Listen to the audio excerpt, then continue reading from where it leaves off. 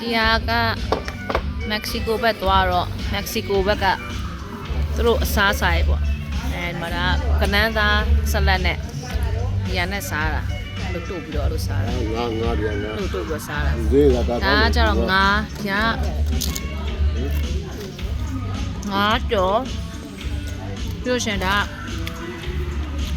ငရုတ်သီးရယ်ထဲမှာငရုတ်သီးကိုกินထားတယ် cheese နဲ့ bacon နဲ့ပတ်ထားတယ်အရင်စားလို့ပါမျိုးဘေးမှာတော့မျိုး avocado အတုပ်ဆောပါတီတုပ်ပြည့်ရှင်ဒါဗမာတို့ဆိုရင် pantry ဖြောခရမ်းချင်ဒီ pantry ဖြောဒါကကြတော့အရွက် salad ပေါ့နော်အဲ့ဒါပုံဘေးမှာပွဲထဲမှာပါတယ်ဒီကအရင်ကောင်းတယ်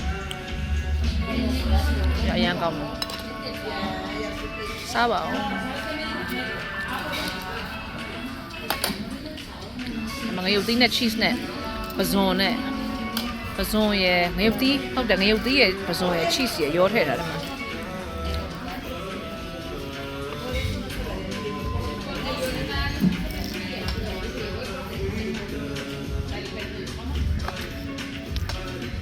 ထဲမှာ cheese ကအဲ့လိုတွေ့လားထဲမှာ cheese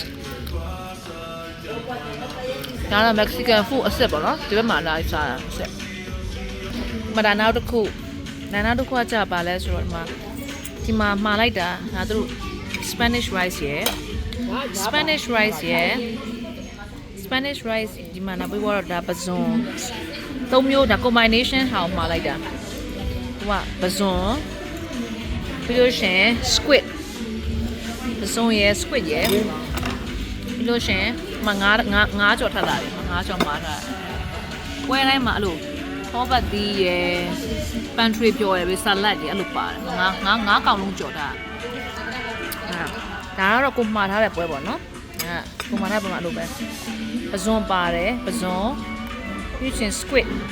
ပြီးလို့ရှင်ဟိုဟာ fish ငါးရယ်ပဇွန်ရယ် squid သုံးမျိုးပါတယ်ဟာအဲ့ဒါ Spanish rice ရယ်ဘေးမှာကျတော့ salad အဲ့လိုမျိုးဒီပွဲကတော့မိုက်ဆုံးပေါ့နော်စားကြပါအောင်